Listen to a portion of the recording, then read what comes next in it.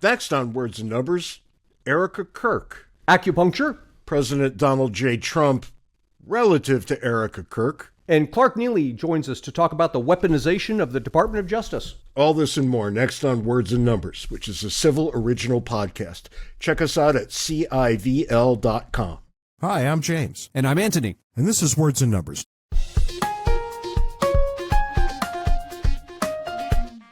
So, what's new and exciting in your world this weekend? Something interesting. I've talked to you about this before with regard to your chronic back pain, and you kind of, well, at least the last time we talked about it, you poo-pooed it. But I have something for you.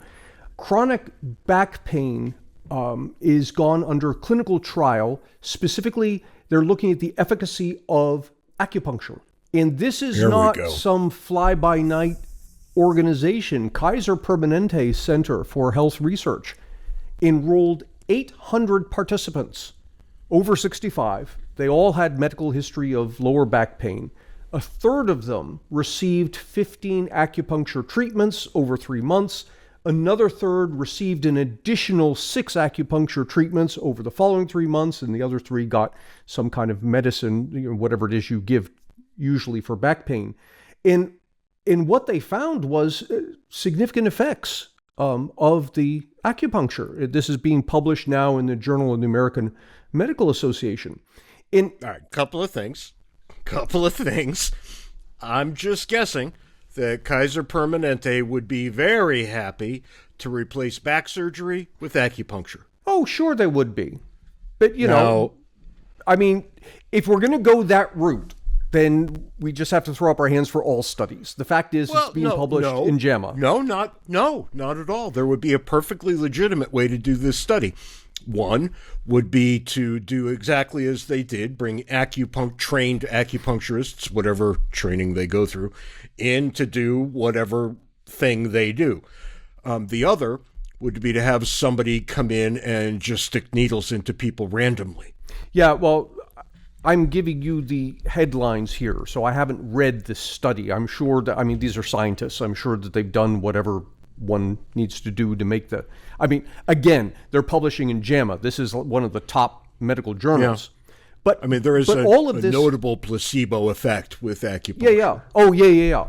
But all of this is actually a footnote to the thing I actually wanted to say, which is acupuncture dates back 3,000 years. And as an economist, when I look at something that has persisted for a long time, I have to conclude it's more likely than not that there's some reason for this. This, if you recall, this was your clinching argument after years of you and I going back and forth about government, and I was the staunch anarchist saying, no, there's no need for government.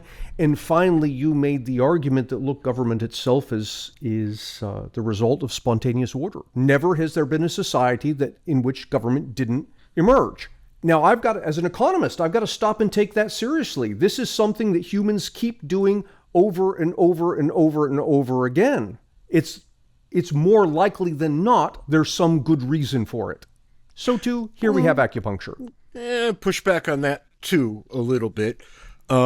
So too, humans did over and over and over again the burning of witches and the enslaving of people. Yeah, and so too over and over revolution. And look, there were reasons for these things. They just weren't particularly good ones. So, look, I'm ambivalent about the whole thing. I'm interested to see, right? Because if there's even a scintilla of hope that it saves somebody the ridiculous amount of pain I went through for a number of years, and you had to see it firsthand right up until my back surgery. Which I have told people, most recently our friend Clark Neily, who's joining us on this episode, that you are, since that surgery, which was just a matter of months ago, you're a new person. You are the James I knew 15 years ago. Better, because my back pain started 30 years ago. Shout out to those nice people at the Mayo Clinic who cut me open and sent me on my way the next day. And I wanted to share something that I'm sure everybody has seen by now. But as we record this, it's Monday afternoon, the day after the Charlie Kirk Memorial here in Arizona, my beloved home state. And I didn't watch the whole thing.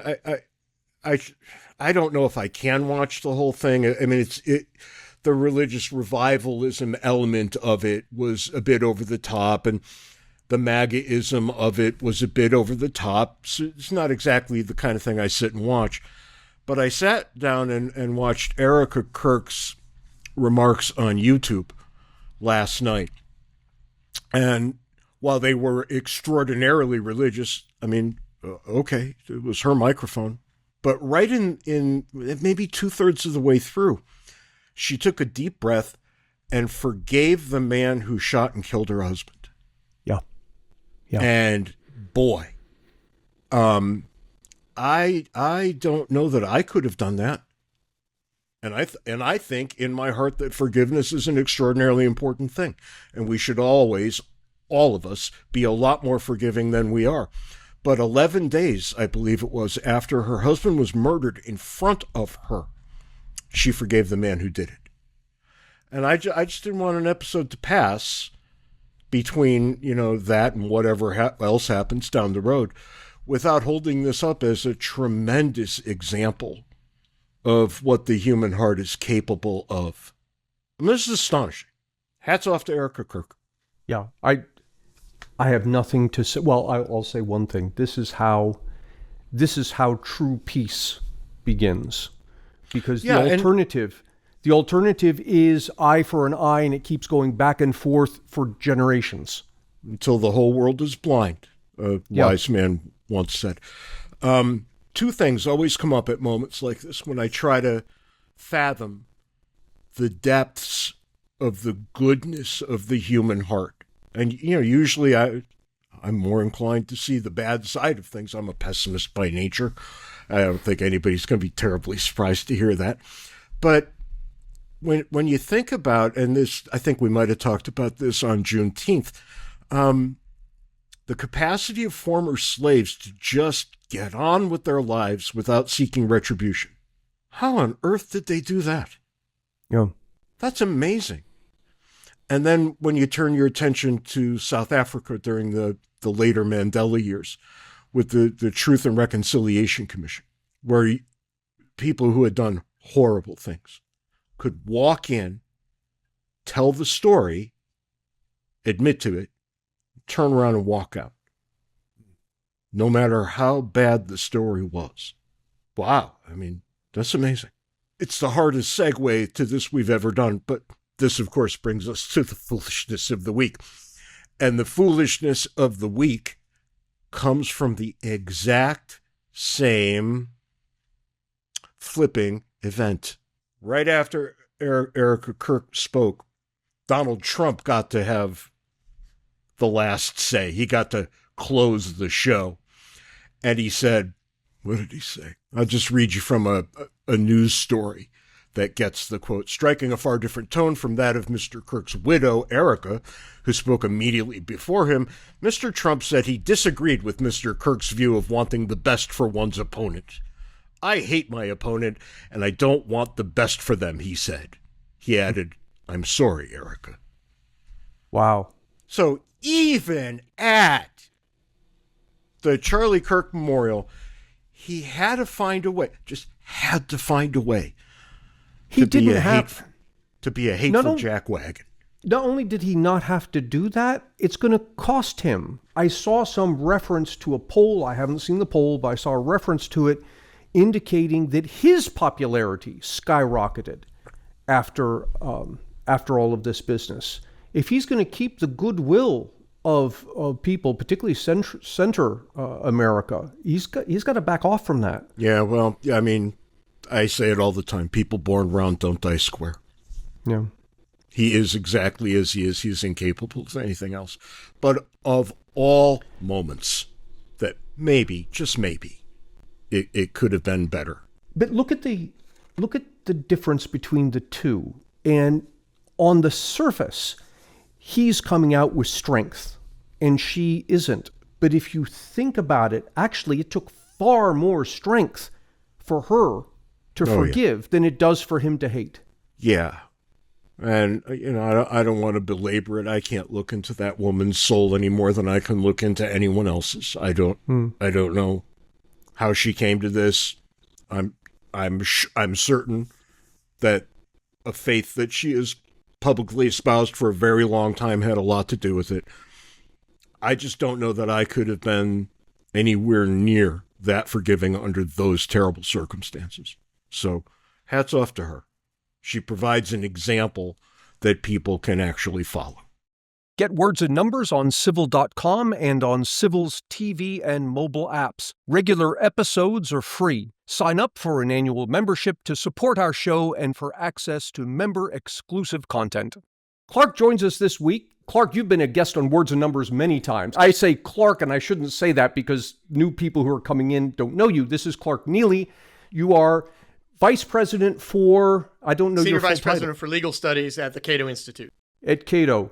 Clark and James and I have worked together many times over decades. And anytime we have some interesting legal question, we go to Clark. Clark is, I was going to say one of the few people, actually, you're the only person I know who's ever argued something or been involved with an argument at the Supreme Court. I was the backup quarterback. And of all cases, it was the Heller case. Yeah, I was the backup quarterback for the Heller argument, so I had to be ready to give the argument, but I didn't get to say anything. But for people who aren't up on it, the Heller argument is what? Is it fair to say it's the latest linchpin in protecting our rights to keep and bear arms? Not the latest, but it was the watershed, because for 200 years the Supreme Court said nothing about the meaning of the Second Amendment, and specifically whether it protects an individual right to own firearms. And so the Heller case from 2008 is the one that my colleagues Bob Levy and Alan Gura and I brought to the Supreme Court, in which the court finally answered that question and said, yes, there have been basically 3 Supreme Court decisions since then, well, actually 2, fleshing out the scope of the right and what tests to apply in assessing the constitutionality of various gun laws.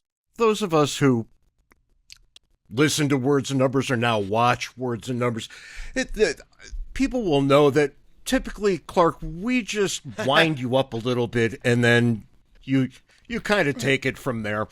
And our Attorney General has done some things, said some things lately.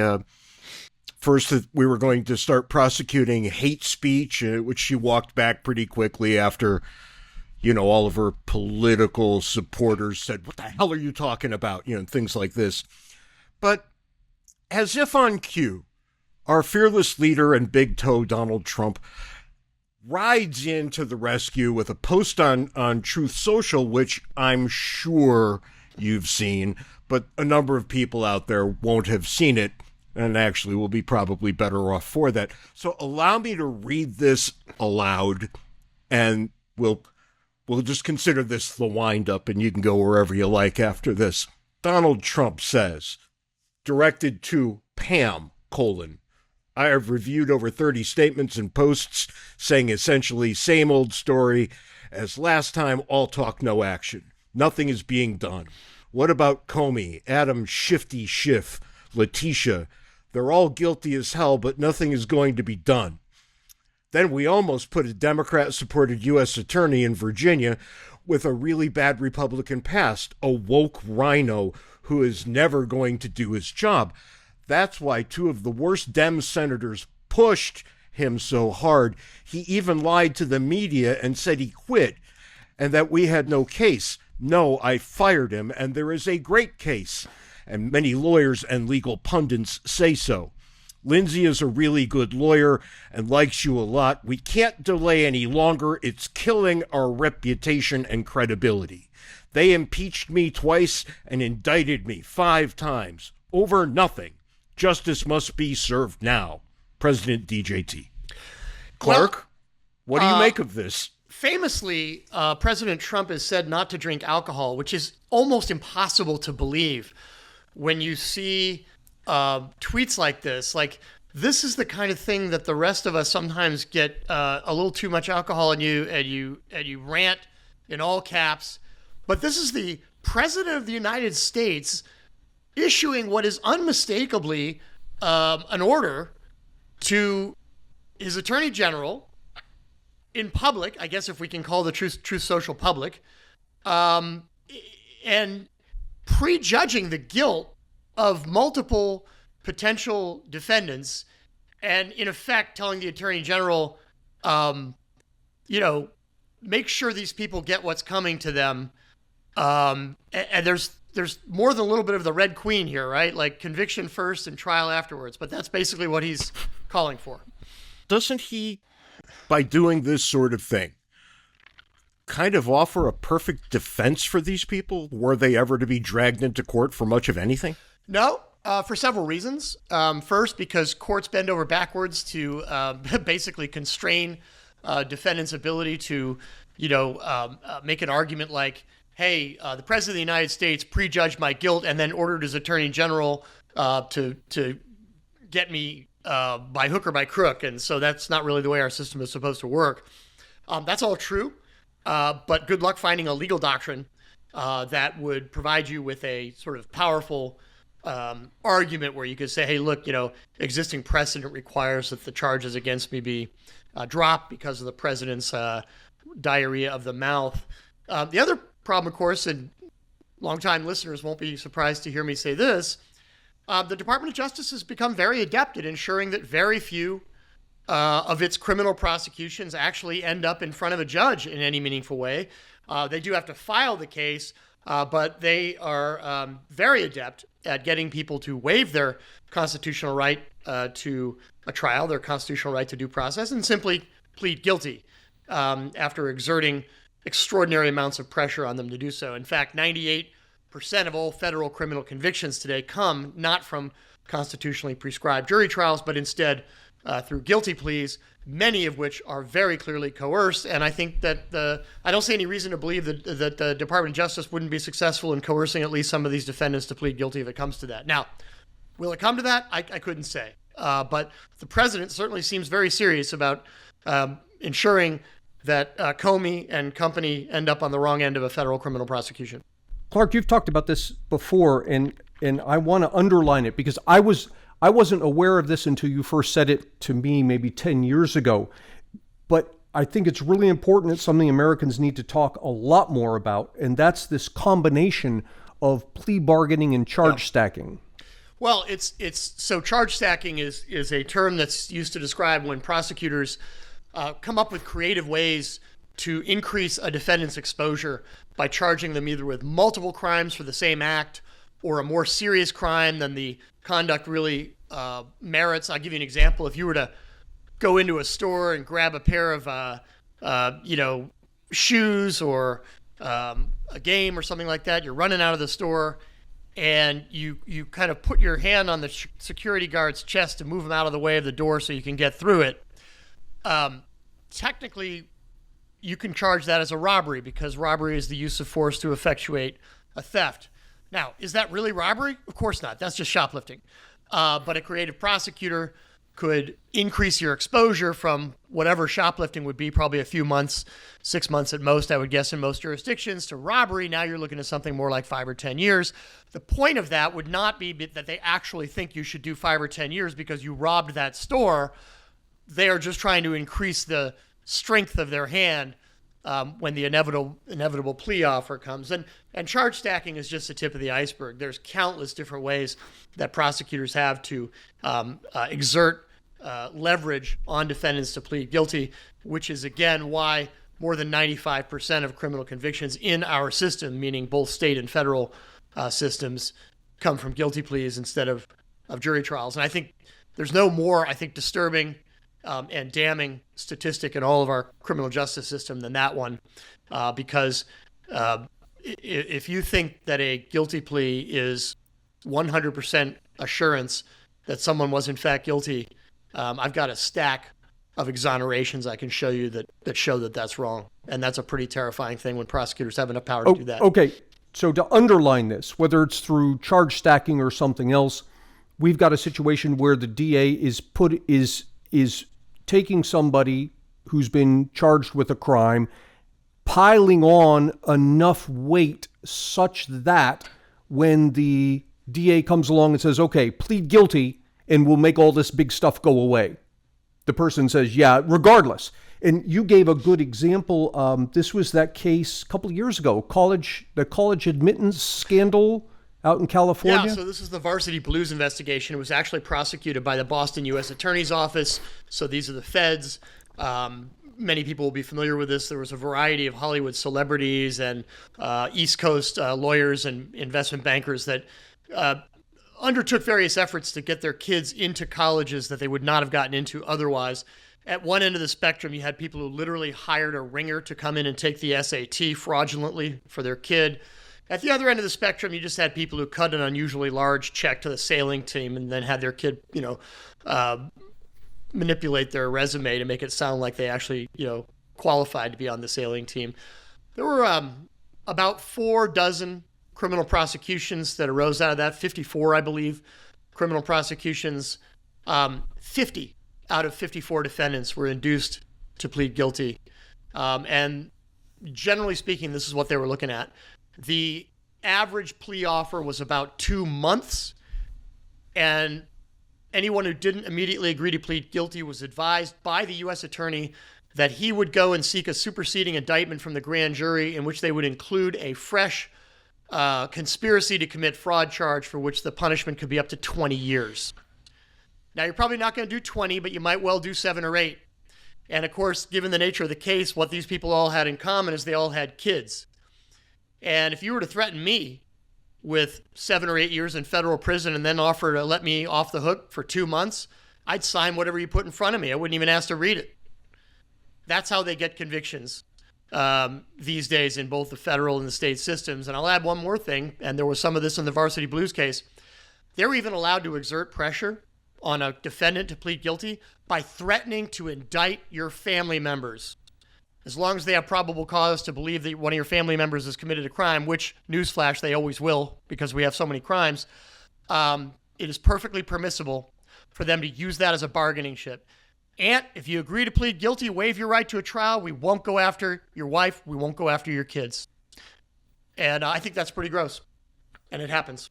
Lovely family there. Be a shame if something happened to and we it. know that happens enough. That's not documented, but it happens enough that nearly every single federal court of appeals, so 10 out of 12 federal courts of appeals, have had occasion to rule on whether it is constitutional to exert plea pressure in that manner, and every single one of them has said, yep, no problem. I want to drag us back. Not that I don't think all of this is incredibly important. I really do. But I want to get back to this idea of weaponizing the Attorney General of the United States and presumably, therefore, the entire Department of Justice to get even with one's political enemies. Now, we're all adults here, and I'm not going to ever claim that this kind of thing doesn't or hasn't happened. Of course it does, and of course it has. But boy, this is the most bald-faced version of it I've ever seen. Yeah, it's bad. And actually, it's a great illustration of why half the Bill of Rights is about criminal procedure, because it is such a dangerous system when the government chooses to weaponize it. The British did that to the colonists. In pre-revolutionary times, they dragged American colonists into British admiralty courts where they would not get a jury, and the judge would be, basically a puppet of the crown.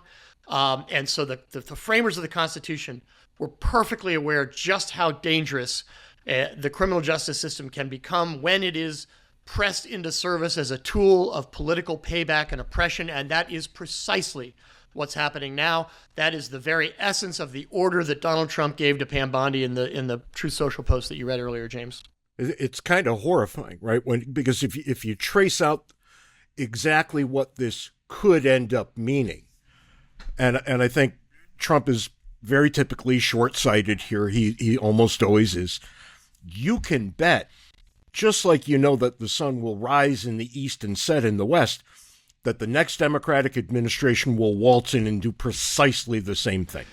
Yeah, unfortunately, I think there's a lot to that. I mean, a lot of our system depends on norms. In other words, rules that are established through history and tradition and customs more than through constitutional text or even statutory text. And those norms are getting shredded, absolutely shredded. I yield to no one in my willingness to heap scorn and abuse on the Department of Justice because it so often deserves it. But there are some very principled and decent people who work in the U.S. Department of Justice. They try to do the job properly. They try to push back when others want to abuse the process, take shortcuts, or misuse their power. And the ability of people within the Department of Justice to effectively push back and say, look, this is not how we do things. We have certain standards, and we should stick with those, because at the end of the day, you cannot have a well-functioning criminal justice system. You cannot have a well-functioning Department of Justice unless it has earned the trust and support of the people.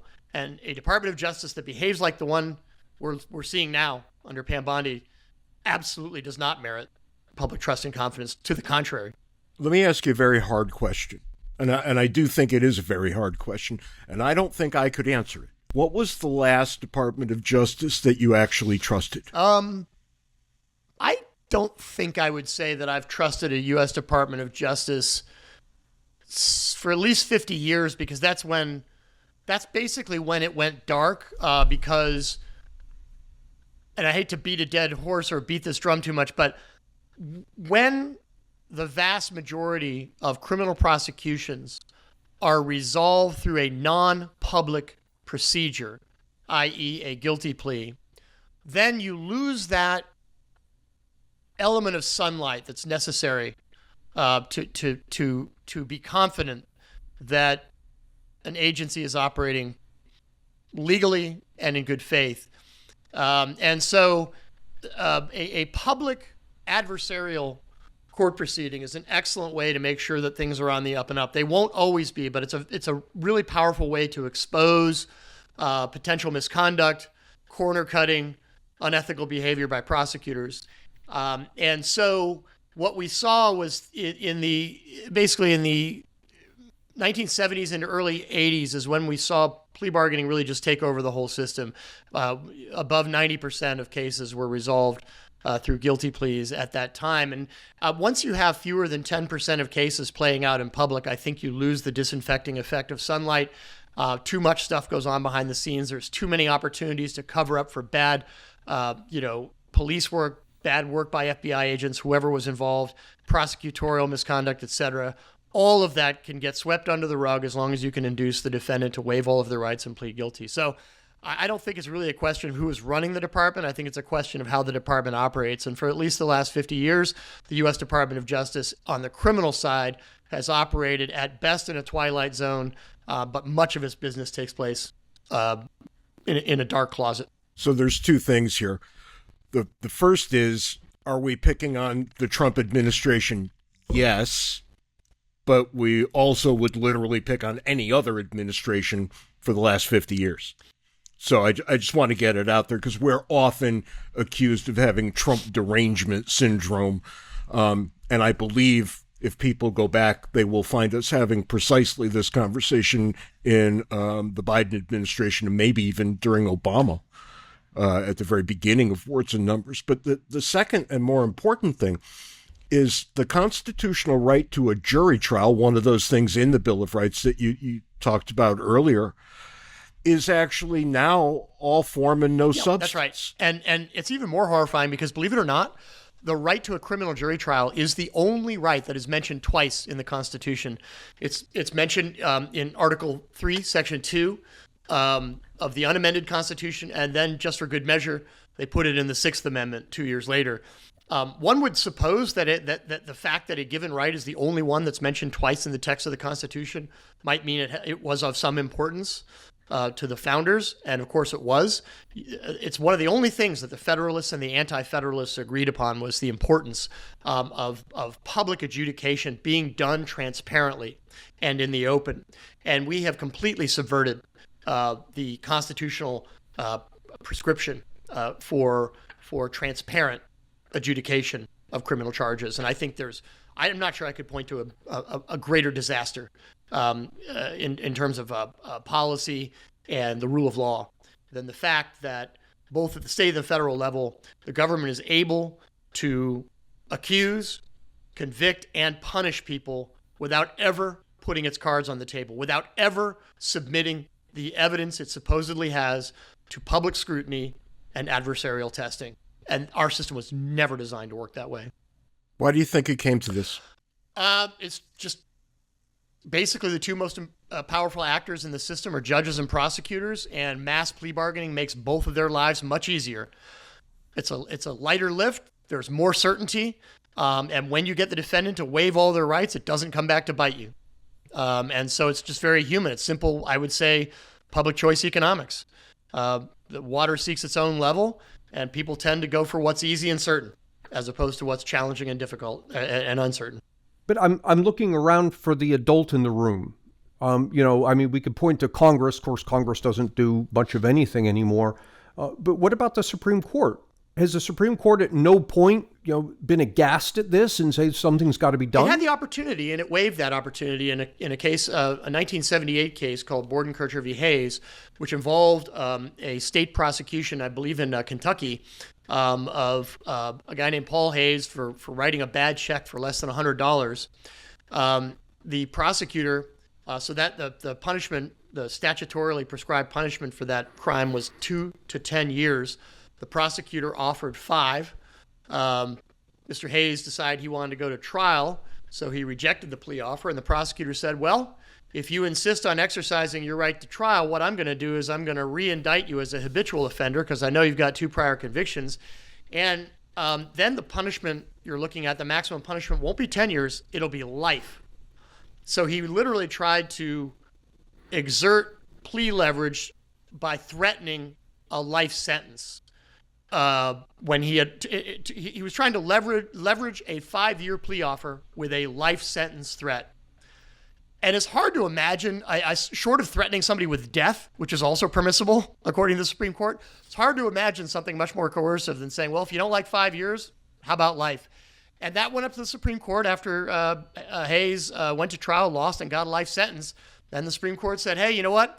Unless you can show that this was something personal, that the prosecutor was exhibiting some kind of specific animus towards you, this was a right that you had. It's your choice to waive it, and the prosecutor didn't threaten you with anything that was unlawful or that was not legal for him to do. So this is just a straight up business transaction in effect. And of course, it's nothing of the kind. This was nakedly coercive, but the Supreme Court decided to go along with it. This was at a time when plea bargaining was looked at as this kind of, it wasn't innovative because it had been around for more than 100 years by this point, but it was this very efficient way of processing criminal cases through a system that was really overburdened in many ways, and would become even more overburdened during the when the drug war really hit its stride in the 1980s and 1990s. So 2 things are true. Yes, coercive plea bargaining violates the Constitution, and no, the Supreme Court is never going to take a serious look at any single case to see whether there was coercion. They don't want to know. Yeah, and you talk about the court system being overburdened, and immediately I'm thinking, okay, well, if we're overburdened because there's crime everywhere, you can see the need for efficiency, at least at a practical level. But if you're overburdened because Congress has spent its time making things illegal that has no business making illegal, that's ridiculous. And you say this was 1978. That's 50 years ago. Right. No, it's so there's this there's a big debate about whether we have such a thing as mass incarceration. Some people would say, hey, we don't have mass incarceration. If anything, we've got under incarceration because we know that less than half of people who commit crimes ever get caught. So we should be locking up more people. Another thing some people disagree on is whether we are over criminalized. Do we have too many criminal laws? Reasonable people can differ about what laws should be on the books, and which ones should be enforced, and how many people should be in prison at any given time. But here's a really, I think, important litmus test. If you want to put somebody in a cage because they did something you think they shouldn't have done, but only if you don't have to show up for jury service, right? So plea bargaining embodies the following idea.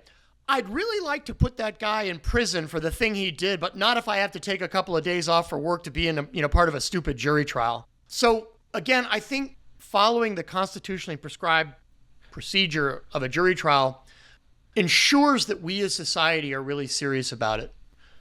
That you deserve to go to prison for what you did. And if that means we have to spend the money and time and 12 people have to take off however much time from work or school or away from their families to participate in your trial and find whether you are guilty beyond a reasonable doubt, again, I think it's a pretty good litmus test. And if you find that you're not willing to do that, maybe you shouldn't be putting that person in jail. Words and Numbers is part of the Civil Network. Civil is a streaming platform dedicated to upgrading civilization by exploring better ways for people to organize, innovate, and thrive. At Civil, we believe that societies flourish when their members honor the civic equality of all people and engage with one another through cooperation. Civil seeks great minds from around the world to share bold ideas for fostering healthy, dynamic societies. By creating space for honest disagreement among people who share a commitment to building a better future, Civil offers a refreshing alternative to divisive punditry and insular echo chambers. Words and Numbers is freely available, but those who subscribe to Civil will access exclusive content, including regular live streams and conversations with remarkable people who are working to build a better society. For more information and to subscribe, visit civil.com. That's CIVL.com. Use the code Words and Numbers, that's one word, for 50% off an annual subscription. Let me go back to James in his original topic of weaponizing the Department of Justice and tie it into what you're talking about now. So my understanding is before you ever get to the point of plea bargaining or the question of whether you will or will not have a jury trial, a grand jury has to come up with an indictment. And also my understanding from conversations with you, that's far too easy. Grand juries just indict, well, the phrase is it'll indict a ham sandwich if you ask it. Yeah, that's a famous... How do you bring responsibility to the grand jury, which now becomes like the next, if the AG level has failed us, the grand jury seems to me to be the next place. Well, the good news about our criminal justice system is that it's designed in a way that features multiple fail-safes and redundant layers of safety mechanisms. Now, the bad news is that prosecutors and judges have learned how to disarm most of them. But as written, the system has multiple levels, and one of the first line of protection is a grand jury requirement for a grand jury indictment. And we've actually seen this working properly for the first time in a long time. You may have heard about, there was this incident here in D.C. where, and this is almost too perfect, a trial attorney for the attorney for the U.S. Department of Justice was getting in the face of some, I think it was Department of Homeland Security agents who were out on the street, and he was trying to provoke them, and he was getting spun up by the crowd, and people were filming him. So he ended up throwing a Subway sandwich at one of the Homeland Security guys. He was caught, federally charged with felony assault on a law enforcement officer, and the grand jury refused to indict. And we've seen that happen happen multiple times. Same thing happened out in California. A woman was charged with felony assault on a police officer for some similarly ticky-tacky physical contact. They wouldn't indict. So it's funny because what we're actually seeing, and I don't want to suggest that we're seeing this across the board, we're seeing this more sporadically, is some grand juries acting the way they were supposed to and they were intended to act, which is as a real check on the ability of prosecutors to bring abusive cases. Now, usually what happens is the grand jury just acts like a bunch of trained circus seals because they've become captured by prosecutors. There's no judge in the room with a grand jury. There's no defense attorney in the room with the grand jury. It's just a prosecutor and the grand jurors and whatever witnesses the prosecutor chooses to put in the room and tell their side of the story. There's no requirement to give two sides of the story. There's no requirement to explain any of the defenses that the defendant might have. So grand juries have largely been captured by prosecutors, but every once in a while we see them pushing back and saying, you know what, this is this is BS. We're not going along with this. And and to their credit, that's happened so recently. So what happens here when, of course, with double jeopardy, you can't be tried for the same crime twice, but can the district attorney have a second bite at the apple by later on, with perhaps a different composition of grand jury, refile the charges? Yes. Double jeopardy doesn't actually attach until a jury, a not grand jury, what we call a petit jury, meaning a trial jury, has been impaneled. And so there's no double jeopardy from having your case presented to a grand jury. They can present that case to multiple grand juries, and guess what? They do. And so if they can't get an indictment from grand jury A, they can take the exact same charges to grand jury B and see if they can get an indictment there. And they've done that before.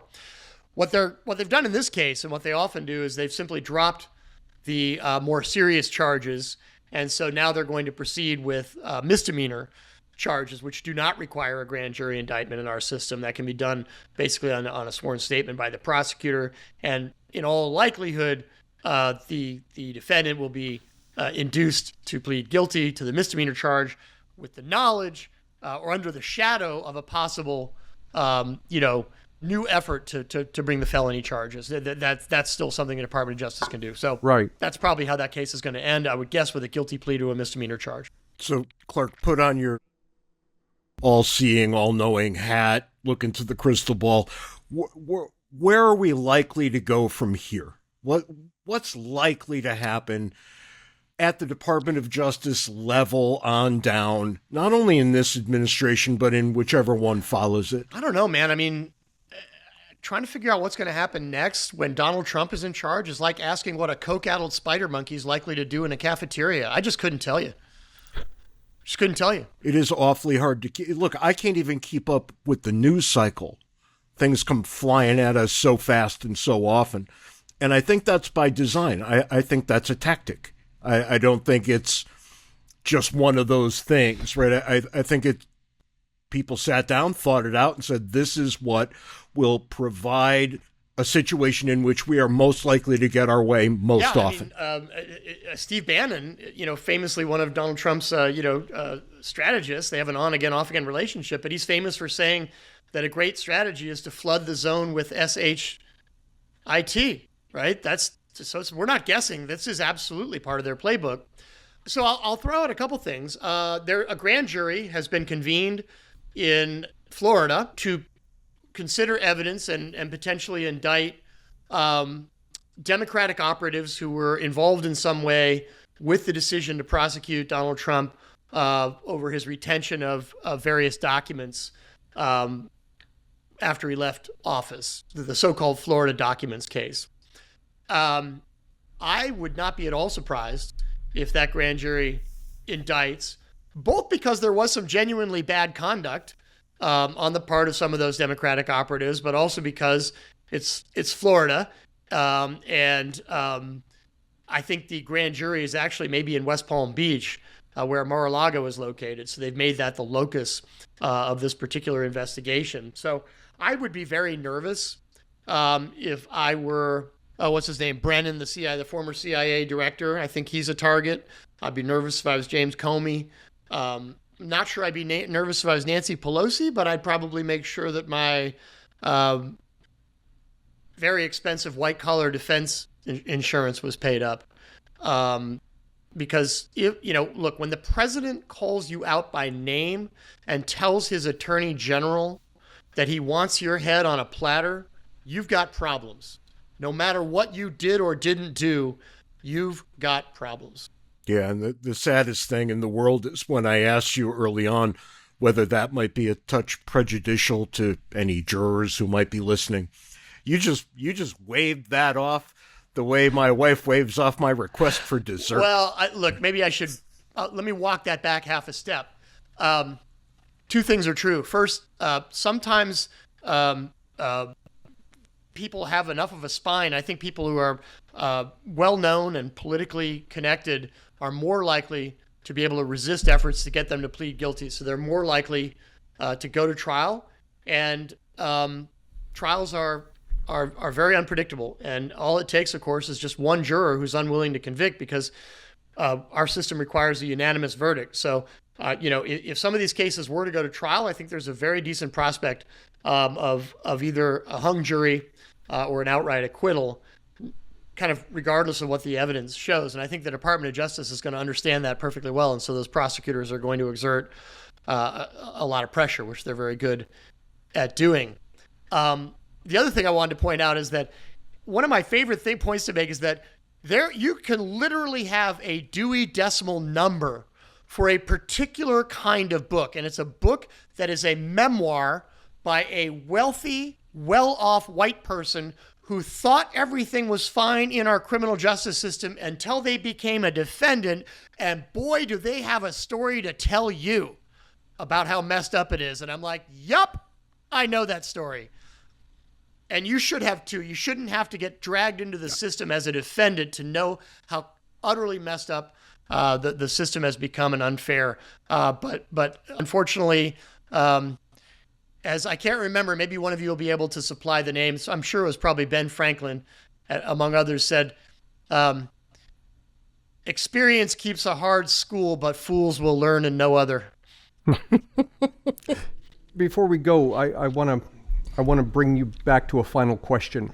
We've been talking about the practicalities, but at the bottom, when you're done with all of the questions about charge stacking and plea deals and the grand juries and all of that, at the base, what we've got here is a fundamental problem of an absence of human dignity. That we were founded in large part on the premise that it didn't matter who your father was. It didn't matter how much money you had. That you, when you came up in front of the government, you had the same rights regardless of your status. And now that is completely out the window. In the environment you have described, if you've got one guy that's sitting on multi-millions and another guy who's homeless or poor, you know exactly that you're going to get two completely different outcomes, even if everything else is the same. So my question for you is, practically, what do we do? Is there anything we can do? I think so. I mean, we're not writing on a blank slate here, and we're not having to try to come up with a solution out of thin air. The founders of this country understood something that was profound and true, and that is that if you want to protect people from a potentially tyrannical government, set up a system in which the government can't harm people without going through a jury of that person's neighbors and fellow community members. Whether it's a civil case or a criminal case, put ordinary people, 12 people on a jury between a government that wants to do something bad to a person and the ability to do it. And that's exactly the system they designed, by the way. That is how our system is designed, and that's how our system is supposed to work. The government should not be able to hurt you in any significant way without convincing 12 people unanimously, and in criminal cases beyond a reasonable doubt, that you did the thing and you deserve whatever it is they propose to do to you. And perhaps the most profoundly horrifying and condemnable change to our system that and I'm going to lay this at the feet of the judiciary, including particularly the Supreme Court, is the repudiation of that clear constitutional commitment that the government can't hurt somebody without going through 12 of their friends and neighbors first. That's the system we were bequeathed by the founders in the text of the Constitution. It is not the system we have today, and that is absolutely the fault of judges who didn't understand the importance of juries and why the framers and the founders of this country venerated both civil and criminal juries, and they are practically extinct on American soil now. And in my opinion, that's why we have so many of the problems that we have, because the government can act unilaterally against just about anybody it wants to, and that is not the system we were supposed to have. I'll add one more thing to that, Clark. I'll lay some of the blame, at least, at the feet of my fellow citizens who say routinely, I don't want jury duty. How can I get out of this? It's a tragedy, isn't it? Well, you shouldn't try to get out of it. You shouldn't try to get out of it. You should be maybe not happy, but willing to serve. It's a civic duty. It's more important than voting. And I'll say one other thing. when they do polls of people who have had jury service, they go in wishing they didn't have to do it, and they come out being so glad they did, because it reconnects people. It makes them feel like citizens again, and it refreshes their connection to this country, and helps them understand that ultimately we, the people, individuals, are the source of all political power in this country, and nothing reminds people of that like sitting in judgment of another human being with 11 other people. And I'm with both of you, but in defense of the people who try to get out of jury duty, the fact is we pay them a pittance. What is it? Maybe enough for lunch. And, if you're independently wealthy, that's fine. But most people, they've got jobs. They may even stand the chance of losing it. They've got to feed kids or whatever. Everybody else in the courtroom is being paid whatever they get paid so that they can actually live. Do the same thing with the jurors. Absolutely, 100%. And, at the founding era, jury trials usually took about 20 minutes or half an hour. They didn't have all the procedure we have now. Almost nobody had lawyers. And so it wasn't that big of a commitment. Now you could easily end up on a jury. You could be there for months. And you're right, that can be a real threat to somebody's, job, their ability to put food on their family's table. Nobody should take an economic hit by serving on a jury. At least an economic hit that imperils their ability to continue putting a roof over their family's head and food on the table. I agree with you 100%, yeah. Clark, do we gain anything by, for example, removing the ability to plead guilty? That is, even if you believe that you're guilty, we still have to go through the jury trial for the government to take action against you. I think so. I think that would be a good idea. I don't know that we need a full-blown trial. There's nothing to prevent a defendant from standing up in front of a jury and saying, I did it. Here's the weapon I used, or here's what I put up my nose, or whatever it might be. But I think a system in which we eliminated guilty pleas. So every case, you got to convene a jury, and if the defendant wants to be the first witness and stand up and say, yep, I did it, I want what's coming to me, let's get this done, great. Okay, well, that trial just took about 10 minutes, right? Now, we might also say that depending on the seriousness of the charges and our assessment of that defendant's demeanor, we might require some corroboration. My understanding is that courts in Germany typically do not accept a guilty plea from the defendant without substantial corroboration. I think that makes a lot of sense. So I don't think we need to eliminate, guilty pleas from the system entirely, but I do think that there is value in ensuring that every criminal prosecution sees, receives the sunlight of a public proceeding, even if it's an abbreviated one where the defendant just gets up and says, I did it. But I would prefer a system in which we at least require that much. Clark, this has been great as always. I come away from every conversation with you being smarter than when I arrived. No, you don't. It's always such a downer. So can I just say something optimistic and happy? And that is, we have the benefit of the most, I think, really the most enlightened and ingenious blueprint for government that has ever been written by human beings. And it stands today. You can go there, you can read it. You could go to the National Archives and read like one of the original ones if you want to.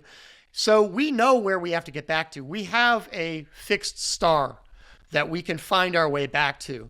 What we've done is we have repudiated and disavowed that inheritance, but it's still there.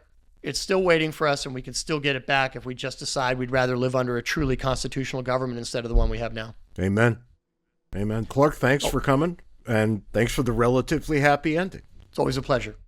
Words and Numbers is a Civil original podcast. We work with Civil to advance their mission of upgrading civilization by exploring ideas that promote civic equality and cooperation. We believe the most pressing issues humans face, war, poverty, debt, tribalism, arise from coercive institutions that bring out the worst in us. We at Civil look to voluntary solutions to these and other problems. We invite you to explore Civil's new platform at civil.com.